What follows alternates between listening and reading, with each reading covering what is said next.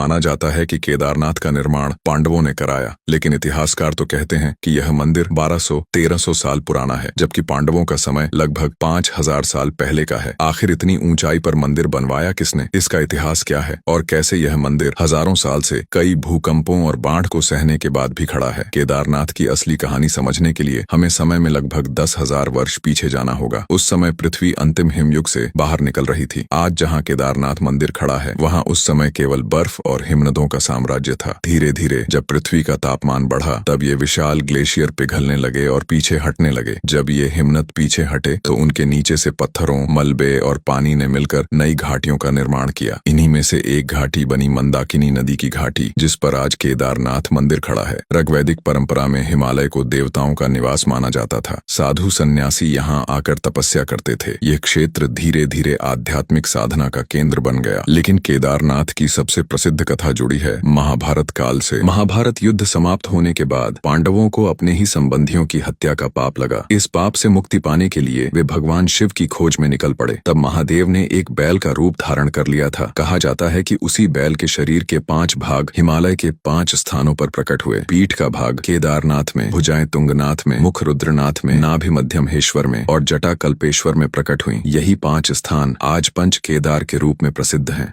पंच केदार की फुल जानकारी वाली वीडियो डिस्क्रिप्शन में है। कथा के अनुसार पांडवों ने यहाँ भगवान शिव की पूजा के लिए एक छोटा पत्थर का मंदिर बनवाया। समय के साथ यह स्थान साधुओं और तीर्थयात्रियों के लिए अत्यंत पवित्र बन गया। लेकिन वर्तमान भव्य मंदिर का निर्माण कई सदियों बाद हुआ। इतिहासकारों के अनुसार केदारनाथ मंदिर का वर्तमान स्वरूप लगभग 8वीं शताब्दी में विकसित हुआ। इसका श्रेय महान दार्शनिक और संत आदि शंकराचार्य को दिया जाता है। उस समय भारत में सनातन धर्म विभिन्न विचारधाराओं में विभाजित हो चुका था। शंकराचार्य ने पूरे भारत की यात्रा की और आध्यात्मिक एकता स्थापित करने के लिए 4 धाम यात्रा की परंपरा शुरू की। इसी दौरान उन्होंने हिमालय के प्राचीन शिव स्थलों का पुनर्जीवन किया और केदारनाथ मंदिर का पुनर्निर्माण कराया। कहा जाता है कि अपने जीवन के अंतिम दिनों में उन्होंने केदारनाथ में ही समाधि ली। मंदिर लगभग 6 फीट ऊंचे पत्थर के प्लेटफॉर्म पर बनाया गया है। इससे बाढ़ का पानी सीधे मंदिर में प्रवेश नहीं कर पाता। मंदिर की दीवारें लगभग 12 से 15 फीट मोटी हैं, जो इसे अत्यधिक ठंड और भूकंप से सुरक्षित रखती हैं। एक और रोचक बात यह है कि अधिकांश भारतीय मंदिर पूर्व दिशा की ओर बने होते हैं, लेकिन केदारनाथ मंदिर उत्तर दक्षिण दिशा में बना है। वैज्ञानिकों का मानना है कि यह दिशा हिमालय की तेज हवाओं और बर्फ के दबाव को ध्यान में रखकर चुनी गई थी। मंदिर 3 मुख्य भागों में बटा है। पहला मंडप, जहाँ भक्त बैठते हैं। दूसरा गर्भगृह, यहाँ शिवलिंग स्थापित है। यह शिव के बैल रूप की कुबड़ का प्रतीक माना जाता है। और तीसरा परिक्रमा मार्ग, भक्त शिवलिंग के चारों ओर घूमकर पूजा करते हैं। मध्यकाल में जब भारत के कई मंदिर आक्रमणों का शिकार हुए, तब केदारनाथ अपेक्षाकृत सुरक्षित रहा, क्योंकि यह क्षेत्र अत्यंत दुर्गम था। गढ़वाल के स्थानीय राजाओं ने मंदिर की व्यवस्था और संरक्षण का दायित्व संभाला। सदियों तक तीर्थ यात्रा की परंपरा चलती रही और केदारनाथ हिमालय के सबसे महत्वपूर्ण तीर्थों में शामिल हो गया। ब्रिटिश काल में पहली बार हिमालय के भूगर्भीय अध्ययन शुरू हुए। वैज्ञानिकों ने पाया कि केदारनाथ घाटी वास्तव में एक ग्लेशियल घाटी है, जो हजारों वर्षों में हिमनदों के पीछे हटने से बनी है। लेकिन केदारनाथ के आधुनिक इतिहास की सबसे भयावह घटना जून 2013 में हुई। उस वर्ष उत्तराखंड में अत्यधिक बारिश हुई और हिमालय के ऊपरी भाग में स्थित एक ग्लेशियर झील अचानक टूट गई। इससे मंदाकिनी नदी में भीषण बाढ़ आ गई। पानी और मलबे की विशाल धारा केदारनाथ घाटी में तेजी से नीचे आई। कुछ ही घंटों में पूरा केदारनाथ नगर मलबे में बदल गया। हजारों लोग इस आपदा में मारे गए। लेकिन इस विनाश के बीच एक चमत्कार हुआ। मंदिर के पीछे से बहकर आ रही मलबे की धारा के बीच एक विशाल चट्टान मंदिर के ठीक पीछे आकर रुक गई। इस चट्टान ने पानी और मलबे की धारा को 2 भागों में बांट दिया और मंदिर को सीधे टकराने से बचा लिया। आज इस चट्टान को भीमशिला के नाम से जाना जाता है। इस घटना ने पूरे देश को चकित कर दिया, क्योंकि आसपास की लगभग हर संरचना नष्ट हो गई थी, लेकिन मंदिर सुरक्षित रहा। 2013 की आपदा के बाद भारत सरकार ने केदारनाथ क्षेत्र के पुनर्निर्माण का बड़ा अभियान शुरू किया। आधुनिक इंजीनियरिंग तकनीक का उपयोग करके नए रास्ते बनाए गए। बाढ़ से सुरक्षा के लिए मजबूत दीवारें बनाई गईं और तीर्थ क्षेत्र को नए स्वरूप में विकसित किया गया। हजारों वर्षों का भूगर्भीय इतिहास, महाभारत की कथा, आदि शंकराचार्य का पुनर्निर्माण, मध्यकालीन संरक्षण और आधुनिक समय की विनाशकारी आपदा, इन सभी घटनाओं ने मिलकर केदारनाथ को एक ऐसी जगह बना दिया है जहां इतिहास, विज्ञान और आध्यात्मिकता एक साथ दिखाई दे।